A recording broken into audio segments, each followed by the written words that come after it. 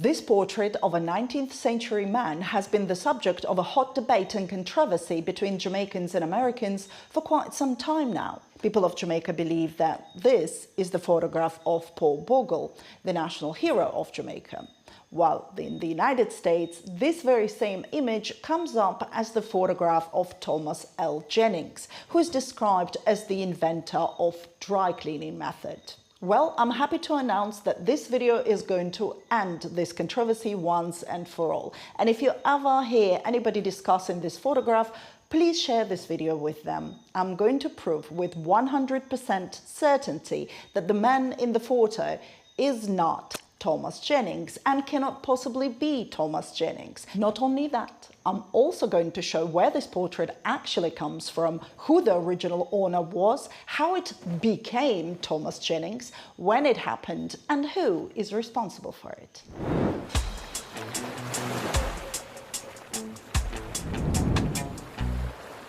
This video is sponsored by you.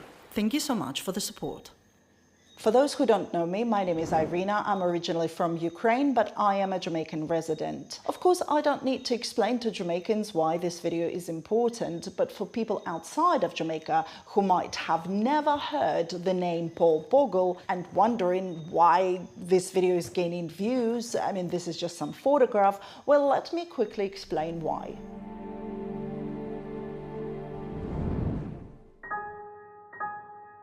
The Order of National Hero in Jamaica is the highest honor that can ever be given to a Jamaican citizen. There are currently only 7 people in the history of Jamaica who received this honor and became the national heroes. One of them is Paul Bogle. He was the leader of the largest uprising in Jamaica that happened in 1865, which is often referred to as the Morant Bay Rebellion. It originally started as an attempt to fight for fair treatment of all people in Jamaica, but it was harshly suppressed by the then colonial government, and Paul Bogle was captured and executed in October 1865. This event resulted in a lot of changes, not only in Jamaica, but in the other parts of the British Empire. And what's also interesting, at that time, there was no known photo of Paul Bogle. It was almost 100 years later, in April 1959, when the largest Jamaican newspaper, The Gleaner, made this photograph public for the very first time with the headline, "First Portrait of Paul Bogle." This is when it all started. 2 generations in Jamaica grew up seeing this photograph as the image of Paul Bogle in all of their history books. It can also be found on Jamaican paper money, including the newest notes. It used to be on Jamaican coins and stamps. Every October, Jamaicans celebrate National Heroes Day, and this image is all over the country. And now imagine, as a Jamaican, you see somebody like Steve Harvey who brings up this photo on his show and claims this is Thomas Jennings. Thomas L. Jennings revolutionized the way we wash and care for our clothing. By doing this, Thomas successfully broke racial barriers by becoming the first African American in history to ever be awarded a patent for his invention. Thomas' business brought him great success. Not only was he able to support his family, it allowed him to purchase several of his family members out of slavery. Thomas L. Jennings. To understand how crazy something like this to any person in Jamaica, I'll give you a good comparison. You know, there are 7 founding fathers in the United States. Imagine if one of these portraits is taken by a different country and presented by a different name and proclaimed an inventor of a dry cleaning method. How can anything like this even happen? Well, it can. All it takes is one irresponsible magazine editor and people who like to share things in social media without checking the information first. But wait, what if it is the other way around? What if it had always been an American image of Thomas Jennings, and it was the Jamaicans who took this image in 1950s from the United States and claimed it was Paul Bogle. Remember, there is almost 100-year gap between when Paul Bogle died and this image made public. So obviously it wasn't Paul Bogle who came to the newspaper and said, well, here's my photo. It was a different person. So who was this person? Where did he get this photo? This is a digital copy, but what about the original antique 19th century photo? Is it lost? This video is going to answer all of these questions, and we shall start with the most important one. Can we date when exactly this photograph was taken? And the answer is yes, we can.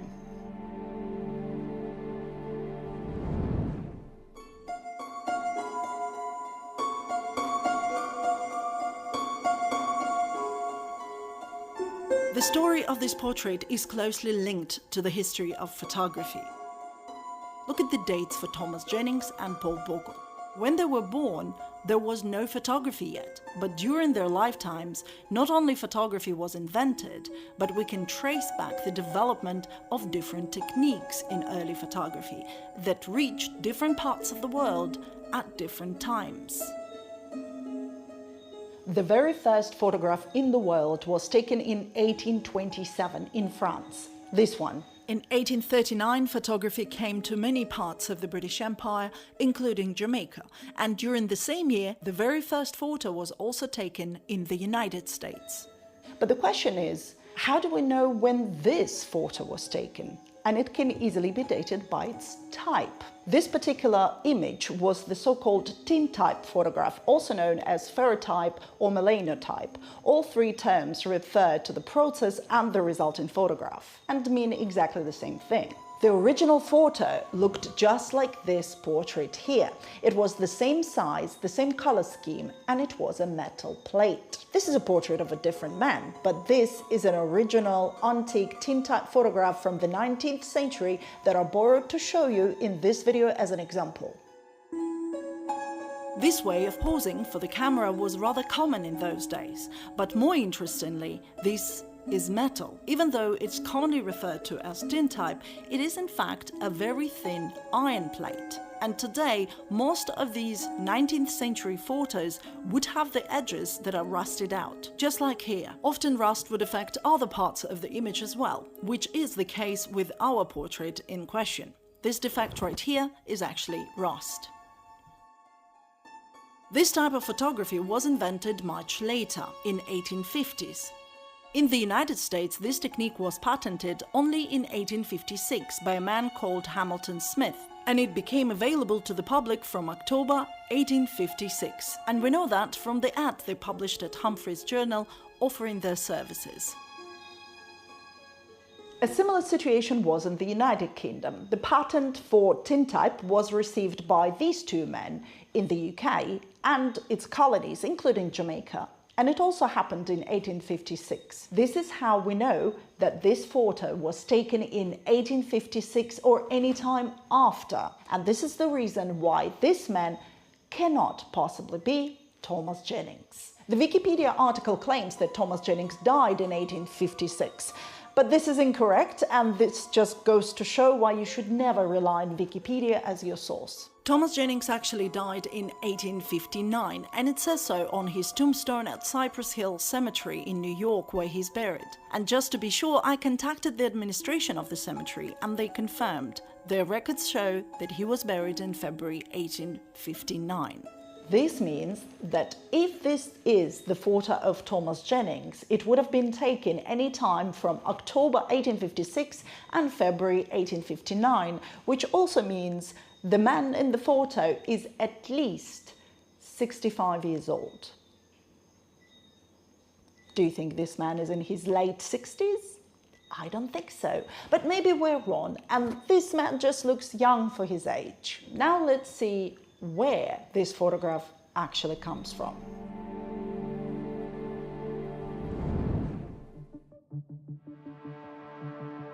There are several documents that prove that this photograph comes from Jamaica.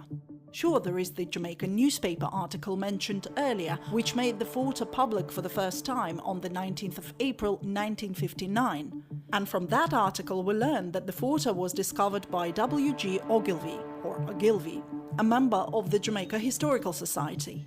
But we're not just going to trust a newspaper in this case. There is an original document that describes the discovery of this photograph, and the chances are you've never seen it before. So here it is. This is a handwritten letter where Mr. Ogilvy explains how exactly he got hold of the original photo. The letter is dated 28th of July 1957, that is 2 years before the photo was made public by the newspaper. Quote, "The owner is Reuben Ewan of Spring Garden, St. Thomas. His mother was a Bogle, but was given the surname Marshall after her godparents. This was a fairly common practice in those days. Ewan's maternal grandmother was niece to Paul Bogle." What we see is a testimony, and just because somebody claims that they had a connection to Paul Bogle doesn't prove that they actually did, or that this photo is the portrait of Paul Bogle. More evidence is required for that, and we'll talk about this later. However, what's important at this stage is that the existence of this letter itself proves that this photograph, before it was made public, had been in the possession of Reuben Ewan in Jamaica, who then gave it to Mr. Ogilvy, who wrote this letter. But that's not all. There is another document, this one. You see, Mr. Ogilvy passed on this photograph to a man called Walter Adolph Roberts, who was a Jamaican historian and journalist among many other things. And Mr. Roberts gave it to the newspaper, to be precise to the Pioneer Press, which doesn't exist anymore, but it was a book publishing department of the Gleaner Company back in the day. Quote, "Received from W. Adolph Roberts, original photograph of Paul Bogle, from which photographic prints are to be made for Mrs. Edna Munley and the Institute of Jamaica. Signed by Kerry Robinson, who at that time was Assistant Public Relations Officer at Pioneer Press." It's interesting that it's dated 17th of September 1957, which proves that the Jamaican newspaper knew about the photograph for 2 years before making it public. As you can see, there are several documents that prove that this photograph not only was made public for the first time in Jamaica, it was also discovered in Jamaica. And you can find all of these original documents from 1950s at the National Library of Jamaica in Kingston. Here's the address and here's the library reference number. Just a moment to say special thanks to Ms. Rosie Dodd and the National Library of Jamaica for their assistance in finding these documents. But back to the story. If all of this is the case, how did Jamaican portrait become Thomas Jennings? I know how, and I'm going to show you. But first, who is Thomas Jennings?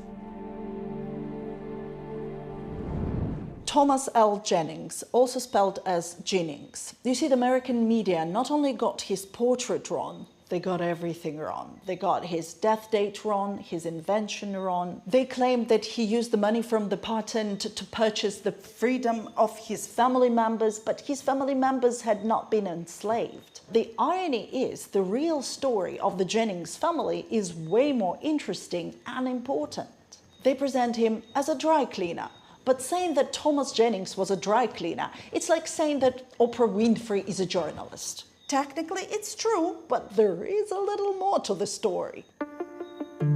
At the age of 19, Thomas Jennings registered his first business, a tailor shop. And by 1820s, he already owned one of the largest and best tailoring houses in New York City, producing his own brand of clothes. All that even before he got the patent. And the patent was not for the invention of dry cleaning. Dry cleaning has been known for over 2,000 years. What Thomas Jennings invented was a dry cleaning method. It was a certain combination of chemicals, like a detergent or solvent, either liquid or powder form, that could be applied to clothes to remove spots and dirt without damaging the fabric. On the 3rd of March 1821, Thomas Jennings became the very first person of African descent to receive a patent from the US government. And this is important not only because of his invention, but because it created a precedent, as before black people, whether free or enslaved, couldn't possibly apply for a patent in the US, as they were not considered citizens. Thomas Jennings was not only a shrewd businessman, but also an ardent abolitionist and influential civil rights leader. He was a member of all these organizations, and he started and financed some of them. For instance, Thomas Jennings helped to form Freedom's Journal as the nation's first black newspaper. There is a book called America's First Freedom Rider, written by Jerry Micarenda. This book is really about the history of New York City, the early fight for civil rights, and it's centered around the Jennings family. Because it's not only Thomas Jennings who should be recognized for his contributions, it's his whole family, especially Elizabeth Jennings, his daughter. More than a century before Rosa Parks refused to give up her bus seat, Elizabeth Jennings insisted on her right to ride on a New York City streetcar. In 1854, as she was going to church, she boarded a trolley, but the conductor told her to wait for a car reserved for black passengers, and when she refused to disembark, he forcefully threw her off the vehicle. Now, this wasn't the first time when something like that happened. But what was different about this story is that Elizabeth Jennings actually took that large transportation company to court and won, which eventually led to the desegregation of the New York City's transit systems. And guess what? The lawyer who Thomas Jennings hired to represent his daughter happened to be Chester Alan Arthur, this man who later became the 21st President of the United States.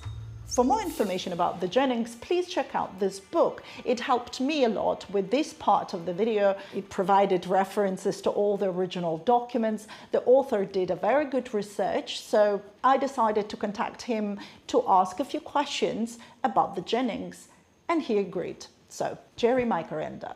Hi, Jerry. Thank you so much for joining us. And I have a few questions. The first one is probably how you became interested in the Jennings family in general. Well, like a lot of writers, you're researching one issue or working on one project, and all of a sudden another project pops up in the middle of it. And that's exactly what happened here. I was, believe it or not, writing a baseball picture book, and I was researching trolley cars. And all of a sudden this factoid pops up that Elizabeth Jennings desegregated trolley cars back in the 1850s. And I'm like, what? I didn't know this, and then I live in this area. So I thought the story about Elizabeth Jennings is intriguing. I don't think too many people know about it. And I remember starting the project back in 2008. And I told my wife, I said, look, when I hit a dead end, I'll just stop and, I'll move on to something else.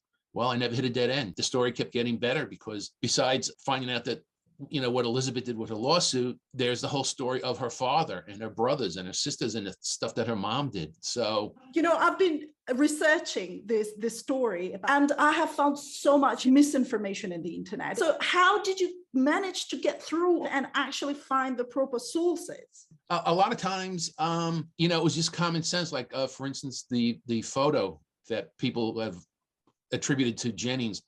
When I first, there's a photo. I thought, this is great. I finally found this. But then when I looked at the photo, well, this guy is too young and the photography is too crisp to say, to have been a photo of him, because he would have been much older than the person in that photo. So I pretty much said, well, that's not him. And then I also read that, about the patents that, and this is probably one of the reasons why he's not more well known, is the original patents from the beginning of the United States to about 1830s. There was a fire in the patent house, and they just all literally went up in smoke. So his was lost. They call them the X patents. So that's another thing that kept him out. Talking about photos, I don't believe there are any photos or portraits of him that exist, at least that we're able to find. So where did you get the information about his family? Because in your book, you described that they had a large family, like Thomas Jennings and his wife. They had 2 sons, 3 daughters. But where did you find all this information? Yeah, well, there was a number of things. I mean, before I started, there was a fellow whose name was John Hewitt, who was the historian for the St. Philip's Episcopal Church, which the Jennings were part of on and off during their lifetimes. And he wrote an article in search of Elizabeth Jennings, which actually did a lot of the yeoman's work. And I kind of give him a tip of the cap to him in my book, because without him doing that initial research back in the late 80s and early 90s, I'm probably there's nowhere to be found, So he had a lot of that through church records. Reading a lot of the African-American newspapers also gave me a lot of information about what the sons were doing, where they went, they went up to Boston. As I understand, there are no descendants left. Like Elizabeth was the last one. So why? I mean, so many kids and no descendants, or it's just no known descendants? No, I think I'm pretty sure it's no descendants. And it's not that unusual given that, medicine being what it was in those days. So for instance, childbirth is a big issue because her brothers both get married and both of their wives, I believe, both die in childbirth and the children die. So, it was very common. I mean, big issue back then, unlike today, where you expect, oh, well, you had a baby and then the baby and the mother lived. No, not necessarily. I've read the book. The book covers quite an interesting part of New York history and just in general, what people in the United States call Black history. Mm-hmm. I don't know if it's a correct term to use. Personally, I look at it as just history. But yeah, we do like to put everything in these little silos of information. So we have the Black history in one silo, you have this history, mm-hmm. And that's the reason I called the book America's First Freedom Rider, because I didn't want to, I look at it as like she's everybody's hero, not just an African-American hero. She's a hero. She should be a hero for all America because of what she stood for versus, just a small group of people, quote unquote. Basically, you wrote a book that in Jamaica we say that bigs up, to big up someone, like to show respect to this incredible person who happens to be African-American. Now you are white. Yes. Do people give you a hard time because of that? Not directly. I mean, I think that's an issue. Like I said, I worked on this for over 12 years. It wasn't an issue early on. I don't know if it's an issue now since, a lot has changed over that time. But, I look at it like it wasn't like there was a long line of people and I was cutting ahead of the line. It was I was really the only one there looking at it. And when I took on the project, I did say, look, I'm going to write it the way it happened. I'm not going to sugarcoat anything. It's history. And I try to tell it as accurately as possible. And I think that's all you can do. Thank you so much, Eric. I hope people can check your book and buy it. The link, I'm going to put it in the video. So thank you for having me. Now that we know a little bit about the Jennings family, let's look at how this Jamaican photo became Thomas Jennings. There are several tools that we are going to use to trace this image in the internet. They're not perfect, but when combined, they can allow to see the whole life cycle of any information in the internet. The search in Google using custom date range tells us that the first time Thomas Jennings was mentioned in the internet was as far back as the end of the 90s. We can find at least 3 short posts about him, and this is what these web pages looked like at the time. All 3 websites provided short, accurate information about Thomas Jennings, and there was no photograph attached. Paul Bogle is also mentioned in the internet from around the same time. For example, here is the page from 2001 of Jamaica Information Service. They posted an article about Jamaican national heroes, and this was the first time when this portrait was uploaded to the internet, at least this part of it.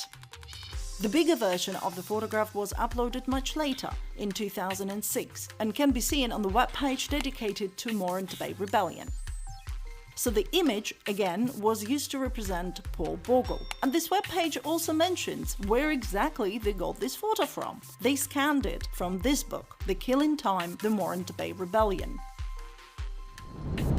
So this is how this photo first got into the internet as the photo of Paul Bogle. Now let's see how it transformed into Thomas Jennings. The first time it happened, it was in 2010.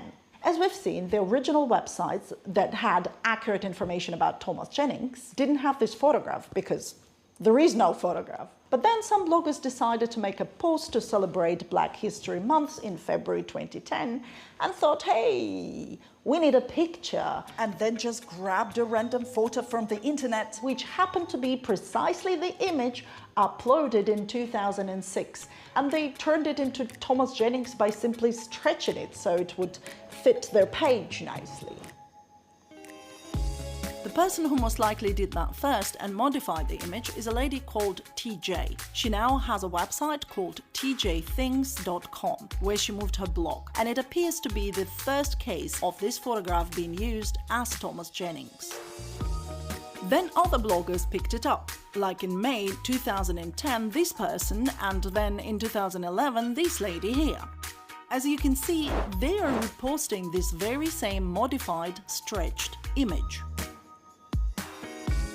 The sad part is that they were trying to do a good thing and praise Thomas Jennings, but instead became the source of all this misinformation about him, which just proves that good intentions are never enough. But then again, we shouldn't blame the bloggers. They don't have the skills to do any research, but that's fine. They are not an official media source, and they're not pretending to be one. They're posting stuff on their personal page, and they can say whatever they want, just like I can say whatever I want on my personal YouTube page. If it was just a few small bloggers, nothing would have happened, and the story would have been over before it even started. We know this for a fact because until 2012, there were hardly any people using this photo as Thomas Jennings. In fact, those few who did used the stretched version of it. But then, after the 6th of February 2012, it all went out of control because suddenly an official, well-established and trusted media source published this photograph as Thomas Jennings. And they are the people who are fully responsible for launching this controversy that goes on and on for over 10 years now. The official media source I'm talking about is the magazine called Jet. This is precisely the issue from 2012 that started it all. One of our patrons, Zaki, helped me to get this original magazine from the United States and deliver it to Jamaica. So special thanks to Zaki and his friend in the US for helping out. On pages 16 to 18, you can find an article with a few black facts that still impact us today. And as you can see, the magazine is using this photograph. So my question is, are they allowed to print this image without obtaining a permission first? And if yes, are they allowed to misuse it to represent a different person? I'm not a lawyer to comment on whether they can be held accountable for what they did, but the fact remains. They didn't do a research, they didn't check where this photo comes from, they simply took an image from the internet that happens to be that scanned photo from the Morant Bay Rebellion book. If you compare these two images, you will see that they photoshopped this part here. And you might be wondering, how do I even know that? Because this is not a full photo. Quite a bit of original edges are missing. The book had a version of this photo cropped in a particular way, and it was that cropped version that migrated to the internet. In fact, the original full photo, including the edges of the photograph, has not been published before, not even in any books. But I am going to show it to you now. And if your question is, where did I get it from if it's never been published? Well, that was easy. I am in Jamaica, and just like any person in Jamaica, I have an access to the hard copy of this photograph. This is the full photo.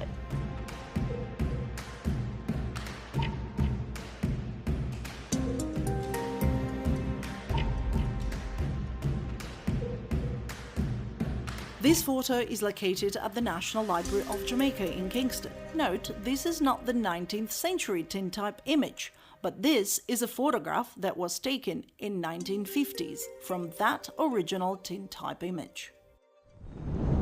Now back to this magazine. When this issue was published, a representative of Jamaica Historical Society contacted the magazine with this message, explaining to them where this photograph comes from and asking them to provide their source of the photograph. These are the original emails from 2012 that Jamaica Historical Society kindly shared with me so I could use them in this video. So, thank you so much. Now look what the magazine replied.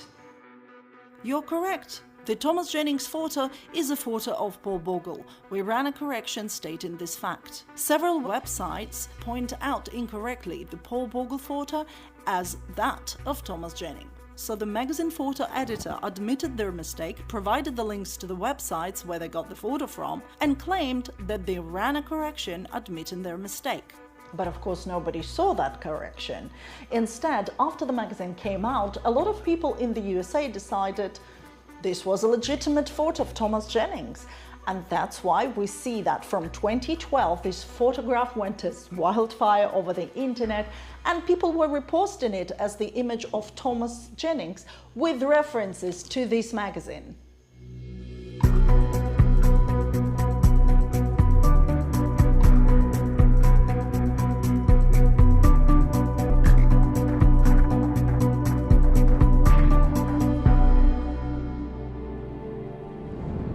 If it was a random photo of a random man, people would have forgotten all about it. But because it is a photo that's been used to represent the national hero of Jamaica, it's a big deal. And these are the 4 people fully responsible for this situation.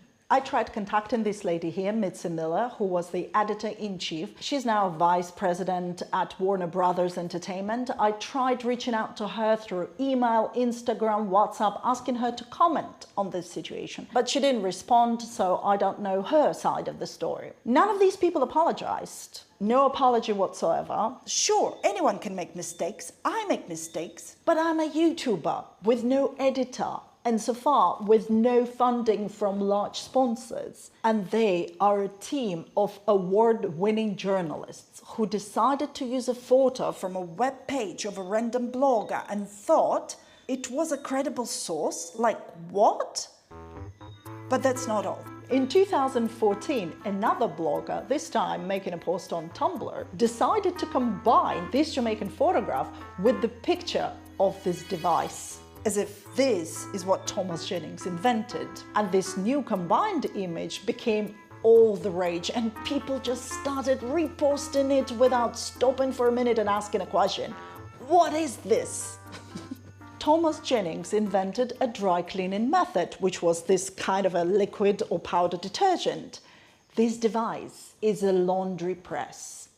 Okay, we can call it a dry cleaning press, but it has nothing to do with Thomas Jennings. He didn't invent this, and he didn't even use this.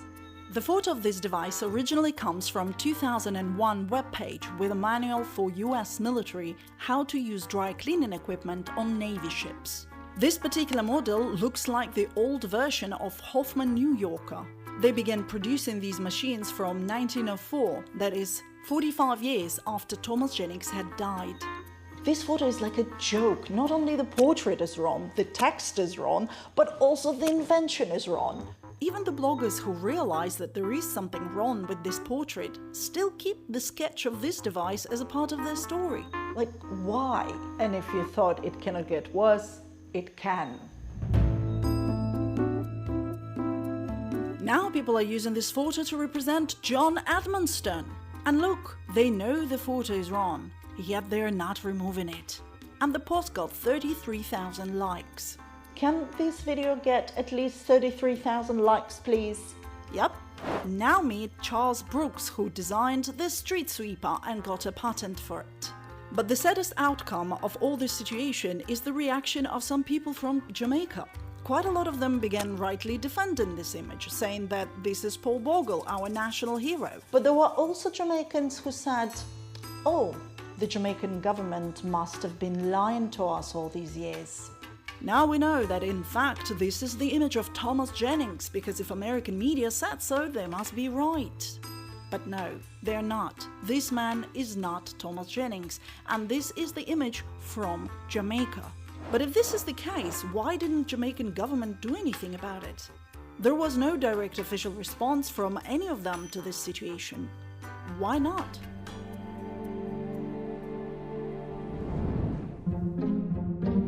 Way before all this drama with Thomas Jennings, the controversy around this photograph existed in Jamaica itself. For example, if this photograph is the image of Paul Bogle, why did renowned Jamaican artist Edna Munley decided not to use this image as the reference for the statue of Paul Bogle that she created in 1965?